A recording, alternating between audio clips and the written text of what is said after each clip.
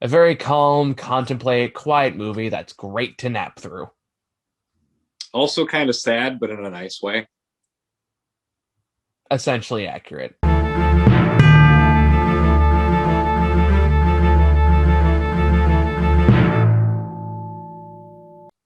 So hi, we're still Hello. progressively catching up, and I've already gone over the list of movies. I said, "Fuck it, we're not going to watch this unless people ask us to." At this point, so Yeah, yeah. it's a significantly There's been a fuller list. surprising number of movies coming out this past month or two. Yeah, it's a surprisingly busy season. I guess Hollywood's finally caught up to COVID and going like, fuck it, make it put on streaming, Yeah, I um, think they're coming to terms with not having the theater revenue. which is sad to a certain extent. Sure, it's better than the Disney model of charging $30 for a rental on top of a streaming service. Like, Yeah, that's a man, problem to tackle later this week. Uh, yeah. I think me and Sarah are going to cover that one probably. But yeah, in the meantime, we're catching up with the latest was it Golden Globe winner, Nomadland? Nomadland. Nomadland. I can never remember her name. Frances McDormand. McDormand. Okay, Frances McDormand. That was it. Frances McDormand in this very quiet, somber, reflective, introspective film about Yeah. life as a nomad in modern day America. Yeah. Which I was what did make this more interesting to me watching is when I realized that there's very few like established actors. Most people in it are like actual nomads, Yeah.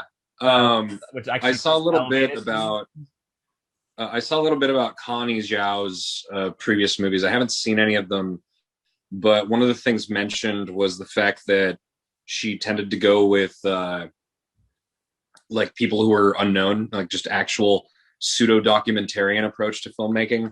Yeah, Whereas some people who were fans of hers apparently had an issue with the fact that she was using Frances McDormand because she's an established, you know, she's not like a superstar, but she has a long career that's very well regarded. Like she's really yeah, well she's a well known established for, Mac actor. Yeah, yeah. I mean, considering, she's a mainstay in Coen Brothers movies, all the way back to Fargo and everything. She's well known. yeah. But this really does feel like the kind of movie that makes sense for her to still be making at this point in her career, considering that she's never been one for she's always had an indie flair to her. She always has had an appreciation for cinema that adheres more to the cerebral side, like things that are more character driven and focus on interesting writing or things like that. And this movie kind of struck a really weird note for me Yeah, me because too. I I had to think a lot about what star rating I would give it, because I'm on Letterboxd and I was like, okay, and I actually logged it on. I logged it on the app the last time, Send me the link.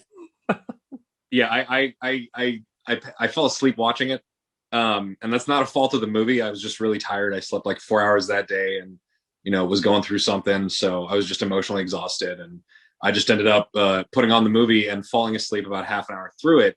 Not because it's boring, but because there's a very calm, soothing nature to it, Yeah, and it was nice just listening to people talk. Like, I don't know if you've ever had a situation. The closest thing I can relate it to is if you've ever been at like a family gathering where the energy isn't really intense or anything. It's just people talking like nicely about different things that interest them and things that are going on with them. And you're just kind of like dozing off in the chair in the corner. Like that's kind of how I felt. it just But kind of puts you in this like meditative trance in a way. yeah, it Like it's it's very much just about there's no like major crisis, there's no larger through thread of the yeah. film. It is just this is her life and this is what it means to be to live this nomadic existence. Like that's Well, basically the movie. There's definitely like themes and narratives and like character development that goes along with that, but yeah, there's no ticking clock. There is no we needed to get to this immediately. yeah. There's no tension. Not a lot happens in Yeah. this movie, and it almost feels pseudo documentarian in a way, and that's Yeah. part of the whole thing of incorporating the real people who live this lifestyle. which I find interesting. I did feel there was this interesting thing where I definitely felt so much of this movie didn't feel acted. Yeah, Um, and I think that adds a like a level of authenticity to yeah, the conversations, which is very very interesting. yeah, it's not like, and it's hard to really describe other than, these people don't feel like they're playing characters. They're no bullshit. Yeah, There's this thing about them that's, some of them, it's just very matter of fact. Other people don't really seem to be interested in hamming up any kind of emotion or anything for the camera. They're just being very direct and authentic with how they feel in their lives and everything. And I found that really interesting. And the I had to think about it, because this movie is just as fascinated in the nomad lifestyle as a documentarian as it absolutely. is in the main character of the story. I agree. Yeah, And in the end, I think the big thing is that the main character of the story is crafted to have her own reasons for wanting to have this lifestyle. And I want to have like it'll probably be pretty short, but like a post spoiler section at the end where we can talk for sure. about the stuff that happened like towards the end of the movie. I think that'd be good. There's a lot of interesting stuff, and it does Yeah, tie into the central theme of moving versus staying in one place, and kind of what yeah, that means to each person as they go about their existence, um, yeah. and what you can get out of either life. Which to me is Well, the central theme of the movie. there's an interesting thing where um, the movie, there seems to be kind of this, there's separate reasons that people would get into this. Either they're forced into it or they choose it. And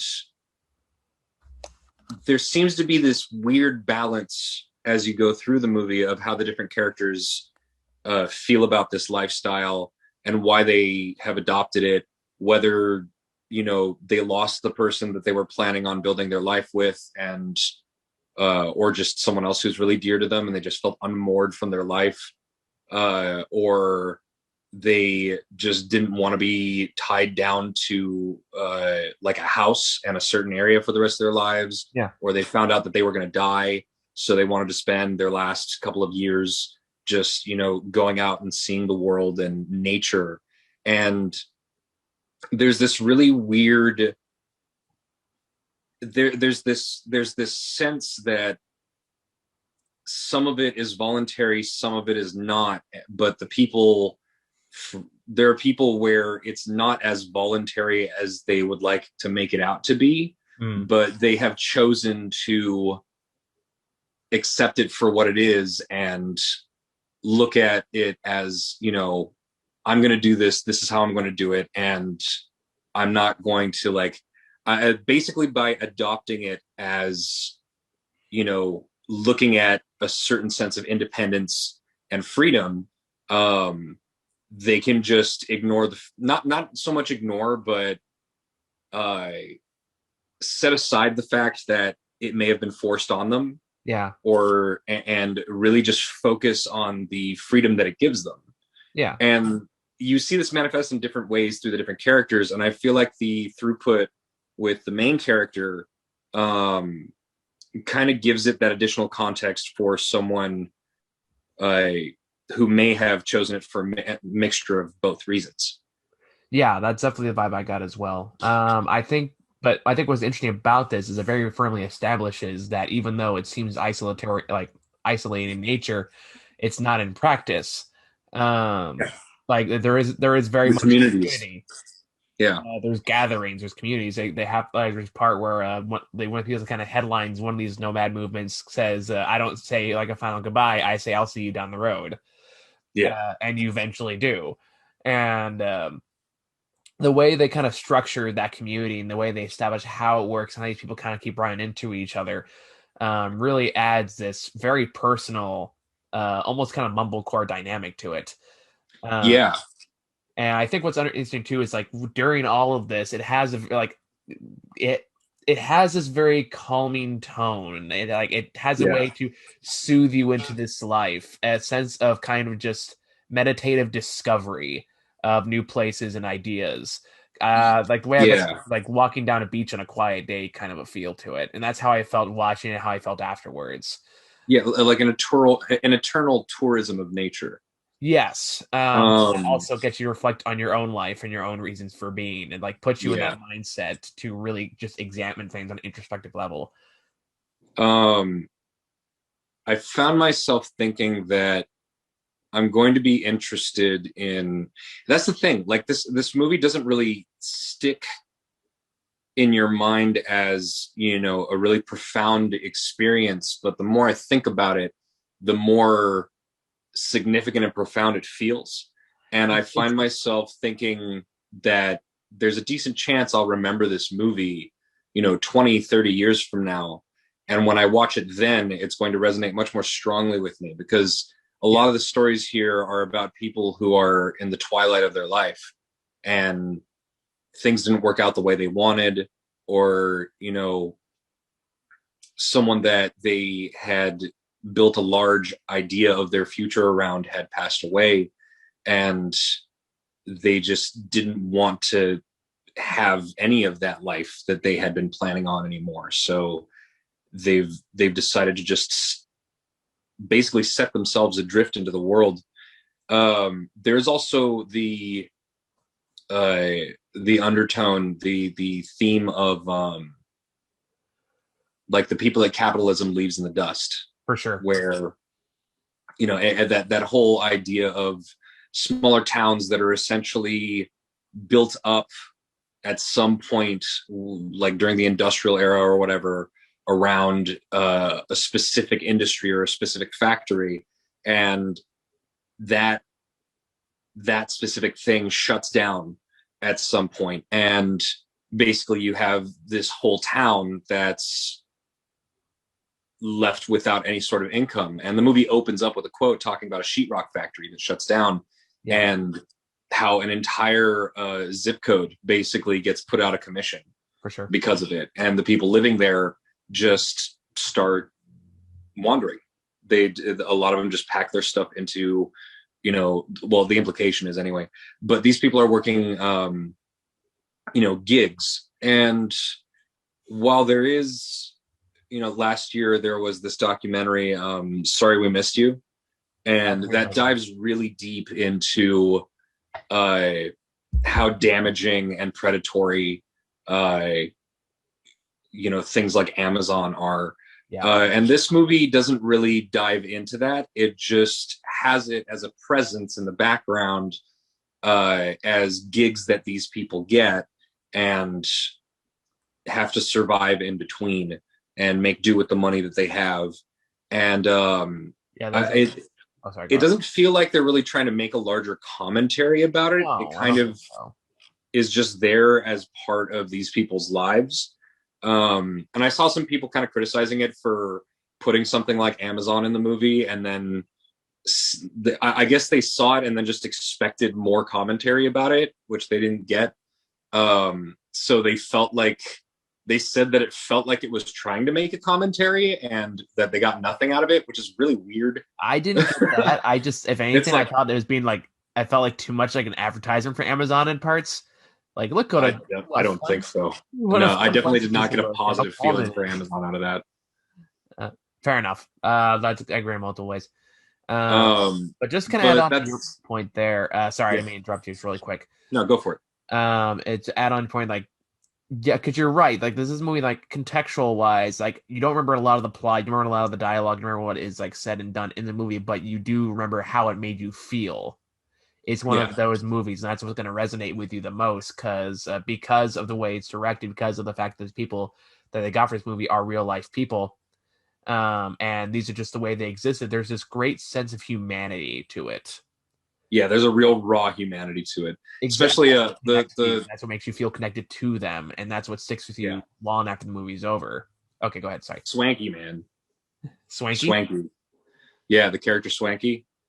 Oh yeah, yeah, Yeah, that was, there was something about that. There's this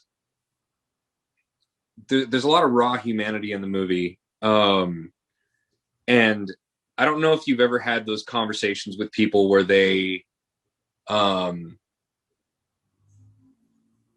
life has just put them through the ringer and they basically have nothing left. And there's a lot of pain and sadness and tragedy that you can feel them just carrying the weight around. And it's stuff they try not to think about. I feel like it's a good place to emphasize that I work with people in the justice involved people. Justice system, yeah, people involved in the justice system. Those are conversations I get a lot of the time. Yeah, and it's this thing where they, if they talk about their lives, if you try to get to know them beyond, a superficial level, you're going to see them cry because they've just had a really hard life and things have been really, really unfair to them. And that happens to a lot of people in this country, the majority of people, I think. And at the same time, some of these people, when you talk to them, the fact that they're still alive and surviving is in and of itself a sort of act of defiance and rebellion. Yeah. And they basically look at it as, this shit happened and it sucks, but I'm still alive and I still have the sky and I still have these forests and just the sheer majesty of nature, and being able to just leave everything behind and go basically off grid for the most part. And just the idea of packing all your shit into a camper and driving cross country and just spending months just stopping at the different lakes and looking at the sky with a telescope in places where there's no city, so there's no light pollution and you can see everything. Visiting, different crazy rock formations throughout Arizona and places like that, the redwood forests in California. Like, there's a lot of really incredible natural beauty in our country, and a lot of us don't take the time to go appreciate that. Absolutely. And these are people who are like, you know what? Society has fucked me. I don't want anything to do with society. I'm going to go live in the majesty of nature. And for a lot of people, this can also be a religious experience. That's the majesty of God. And whether or not you're religious, there's something truly profound to just giving yourself over to that. Okay. And I think that that's part of what this movie is about, where even if, these people that have lost everything and are just basically forgotten by the system and they're scrabbling for what little they can get, that's just what they use to get by. The rest of their lives are these quiet human connections and these experiences with the world that a lot of us don't really get to connect with. And I think that's kind of the sad, quiet romanticism of this movie. It really does give itself over that. And I love that. That's really interesting. It's like finding a new, I don't want to say reason for existing, but a new beauty in existing. In a way that can be difficult to find when you have been that place where you feel like you've lost everything. It can be hard to reconnect with that sense of beauty, that sense of wonder, that sense of life is a miracle. We should appreciate it. Yeah. And I mean, someone like me who has, hundreds of Blu-rays and DVDs just sitting around stacked on shelves and, plays video games and stuff and is so involved with the inside life and hanging out with people at parties and stuff. When they hold them, before times, but it's really interesting to see a movie about that in a time when I am stuck inside.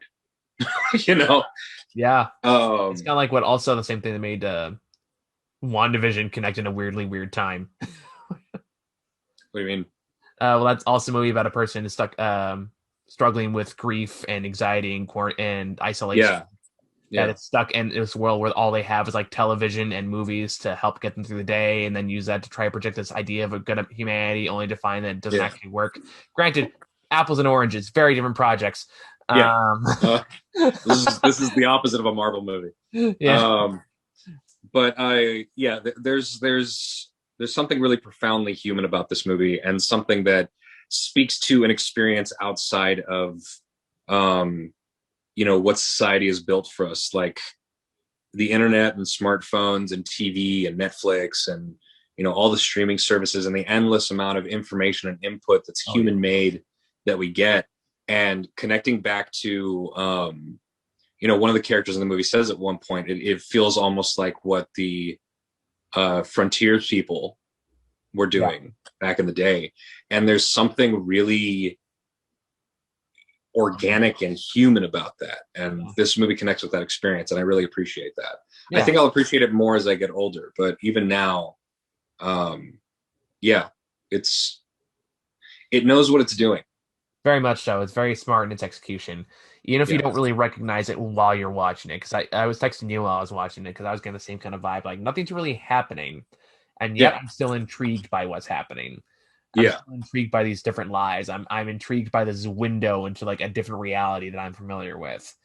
Um, I think the pseudo documentary approach is something that kind of confused some people, because a lot of the negative reviews I've seen have been that it is an empty movie, that very little actually happens during the movie, and um, that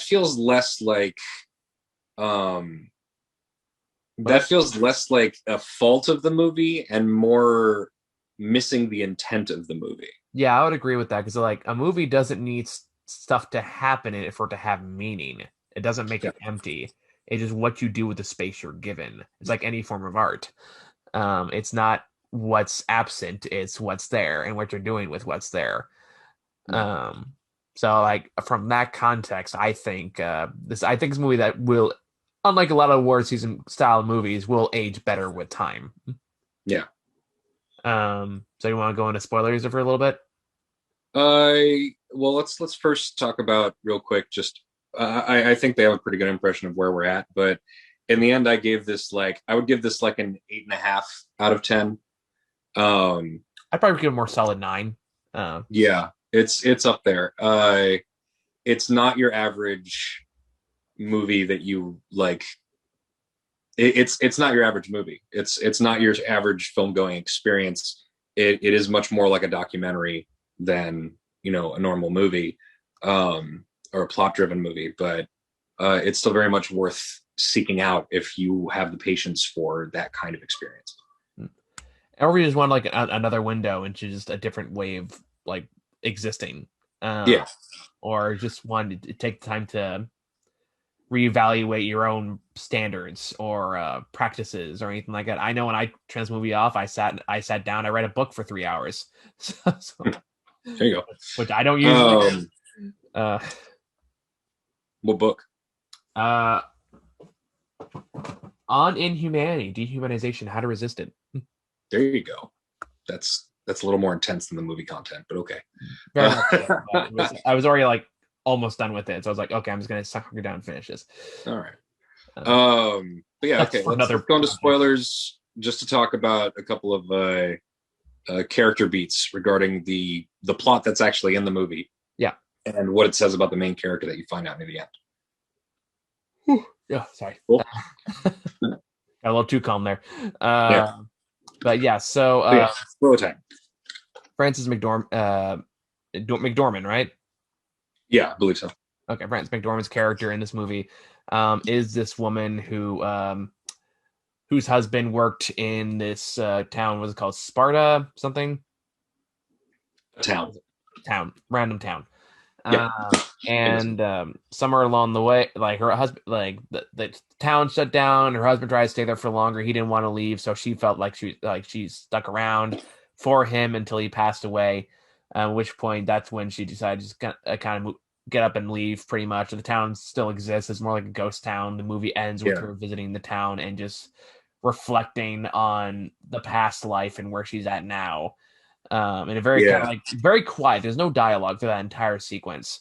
Yeah, there's this quiet devastation to it.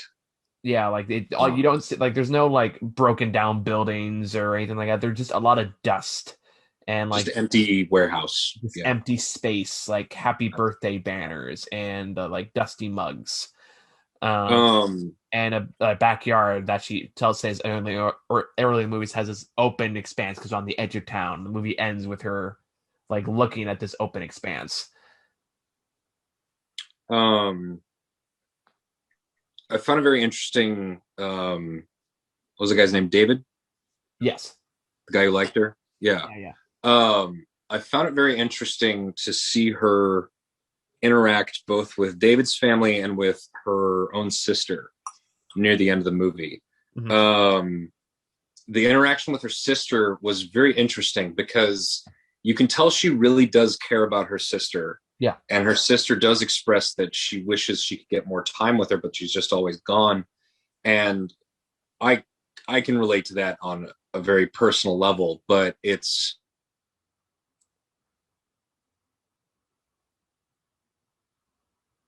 Oh, Muha, did I lose you? Oh, nobody. can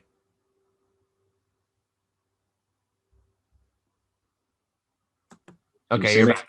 You're back. moving? Okay, cool. But there's something very interesting about them having this conversation about her never being there as she's leaving again. Mhm. And it gives this feeling that, you know, there are people, uh, it's something that she can't help. Yeah, it feels like she's very Um, much afraid to stay in one place for too yeah, long. and that's definitely something that comes across when she visits David's family later again. Because, you know, he invites her to stay.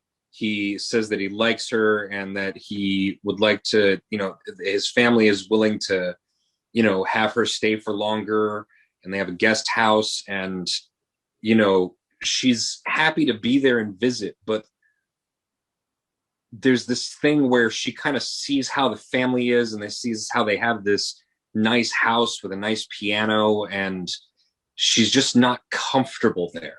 Yeah, There's something about it that just doesn't feel right to her, and there's something really sad about that. yeah. And it feels like it comes from part of her that's kind of broken, and that kind of comes back up more when she's talking to the Rob guy, and he talks to her about his son, which was profoundly sad. Oh That yeah. was the biggest part where I was like, he's not acting. This actually No, happened.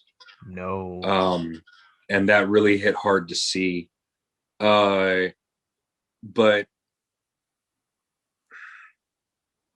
when he talks about letting that go, um, that was a really profound moment. And I don't know how they planned that out. I don't know how you write that into a script. I don't know if they did. Um, well, no, they had to, because that's a turning point for her character. That's true. Maybe it's You one know, of like those. basically, I'd have to find more of like who he was made, but it could have been like almost like they just got the footage first and they figure out how to structure the story around that. yeah, that's one of the things that's kind of fascinating about this movie, and I wonder how they made it. But there's this there's this song that kind of haunts me. Um, and this is you'll understand why I'm bringing it up when I get back to it. But it's it's by a rapper named Absol, and the song is called Drugs. It's Drugs, drugs, and the the lyrics of the song are all about how much he loves the people that are important to him in his life, about his mom, his family, his cousins, his music, how he loves the world, like the trees, all the way down to the bugs, all this stuff. And then the chorus, he says, but most of all, I love drugs. And this is not glorified. This is sung with an extremely melancholic, sad. Um, it's a sad song, Yeah. and it's about addiction. And it really does. capture that feeling that no matter how much you love people and life itself, sometimes there's something deeper that you can't help but put above everything else. And for some people like that, that's addiction. So that song has hit me really hard over the years. Because aside from the ways in which I relate to it, it does also fit into how I look at people who, there are people who will look at people they love who are addicted to something and say, they question whether or not that love is real. And the thing is, the love is, but there's something deeper that's wrong with them that they are unable to fight. And that will win every time. Yeah, absolutely. And until they get to a point where they can finally fight back properly. And that comes to mind because that feels like what Fran is dealing with in this movie. There is, the whole idea of addiction being kind of an escapism, or a kind of escapism. And that a lot of the time addictions don't come from, or at least they don't start with the desire to get high. They start with the desire to not feel sober, to get away from the feeling of being with your thoughts and the feelings that you feel. And Fran's character has something like that broken inside of her. Yeah. And it comes from the fact that her husband's dead, but there's something deeper. And her conversation with her sister touches on that. The way that she interacts with the thing with David's family kind of touches on that. She's never been comfortable, settled down. And maybe her husband was the only way that she felt comfortable with that. And now he's dead, and maybe being tied down to that situation more so than ever made her not want to be tied down. And that's why she's on the road. And whether or not that's, there is an element to that that's involuntary. There's this deeper thing inside of her that rules her. But at the same time, I don't know if saying that it's something that's wrong with her is necessarily right, just because maybe it's just the way she is. I would be very remiss to call anyone with that kind of struggle say something is wrong with them. Exactly. Like, well, I've had my own struggle. Sorry, I mean, interrupt you. No, real quick. I want to clarify, because I did say something wrong. By something wrong, I mean, the pain that comes from losing her husband. In terms of the overall inability to settle down and everything, the idea of settling down is a social construct, and some people just aren't built for that. So these things interacting with each other, my main point is that it's part of, like, the other thing I was talking about in regards to some of these people. It's a combination of it being voluntary and involuntary. And in the end, it's just the fact that this is their life and they're embracing it. Yeah, and some people can find peace in that. To add on to all of that, I mean, God knows I've been very open in the past about my history of addiction in my family. So all of what you said really strongly resonates with me. Because like I said, I've made a whole video about my mother's alcoholism. That lays it out better than I can say it here, and I'm not going to regurgitate all of that. But the point I'm trying to make here is, like, anyone who thinks that addiction is this easy on-off switch, or that it's like it's choosing one thing over love of your family, it's like it's not that simple. To say it is really reductive and unhelpful. Because what it is, it's insanely strong impulse. It's this inability to sit with the things about yourself that make you actively uncomfortable, that make you actively not want to be with yourself. And you can't just go to the other room and get away from that. There is no other option to escape that and not face it other than some kind of relief. Whether it's drugs or alcohol, whatever the case, whatever your choice is. Those things have a direct purpose. They're a coping mechanism. They're a means of not dealing with the things you don't want to deal with. And that's what makes it so prevalent. That's why you can put that in. I know you know this. I'm just kind of just saying it out loud for No, myself. no, I go for it, man. I mean, we're having this conversation, but it's for the audience as well. So Yeah. That I think and it's like that's why it's so high in the hierarchy of needs, and that's why again that song just based on your description hits me strongly too, is the fact that you're right. It's addicts prioritize that above everything else, but it's not a happy thought. It's not a deliberate choice. It's I don't know what I look like without this piece, yeah, and I'm too scared to find out. yeah, And that's a real struggle. That's a real place. And when you put that in the context of this movie, with her active inability to be comfortable in a single place, I'm wondering also if it's also a feeling of just no matter where I am, no matter what family I surround myself with, no matter what love is in the room, I cannot sit with the fact that I can be accepted here. it could be that. It could also be um that's not where she feels at home. She doesn't Yeah. feel comfortable with that acceptance. She doesn't feel comfortable with that kind of connection to other people.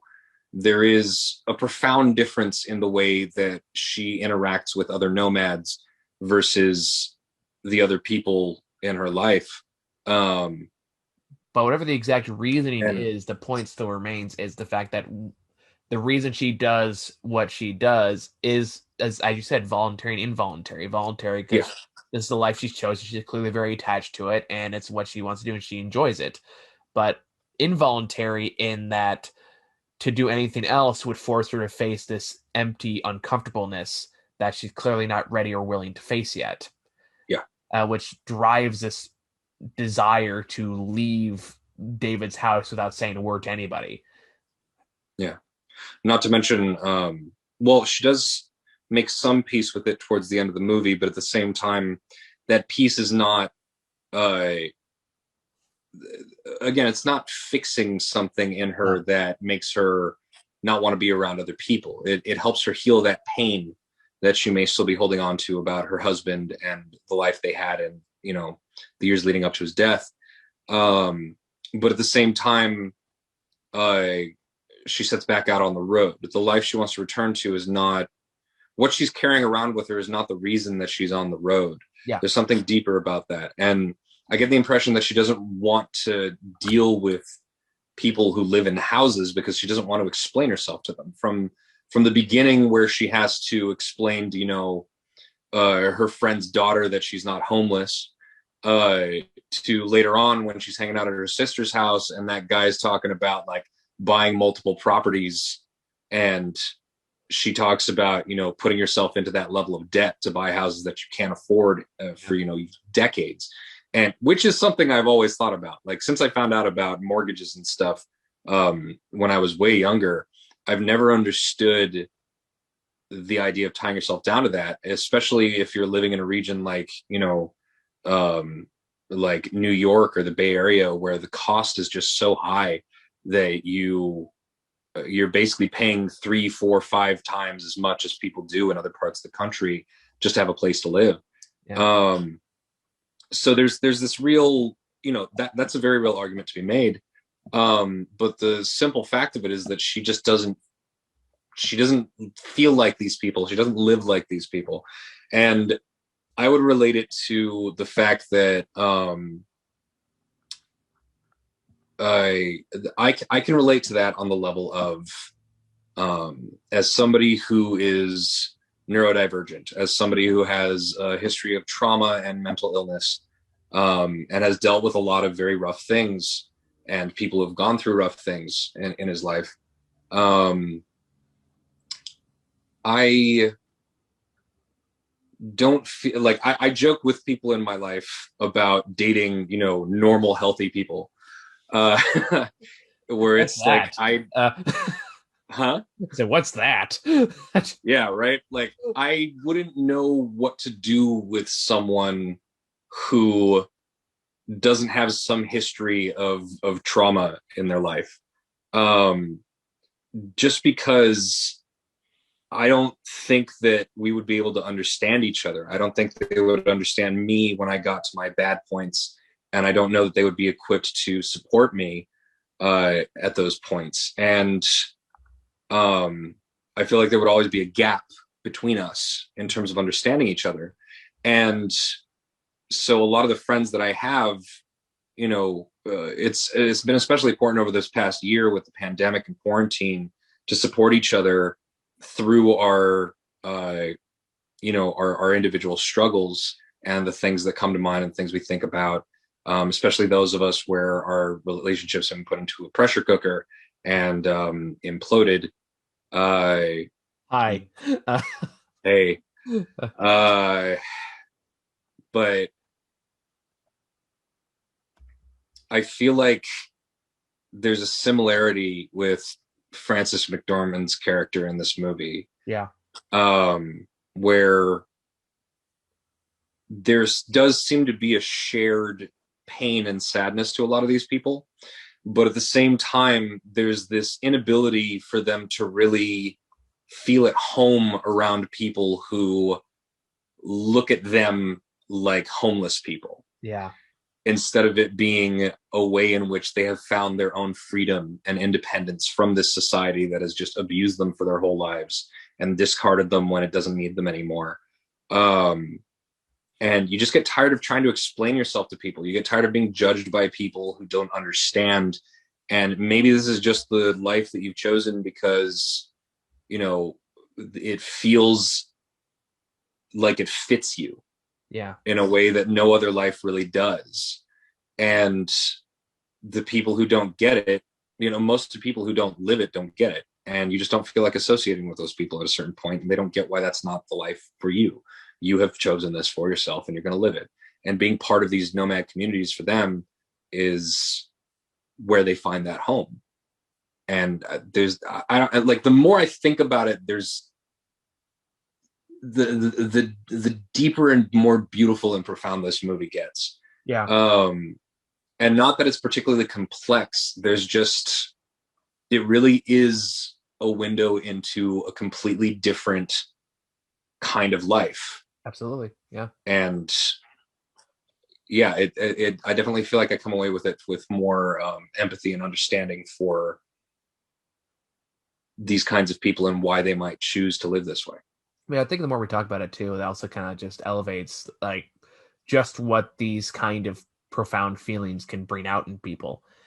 And like again, like that's what I value about these kind of films, these kind of works of art, is the fact that it gives you that perspective, it gives you that way of thinking that you wouldn't have exposure to otherwise.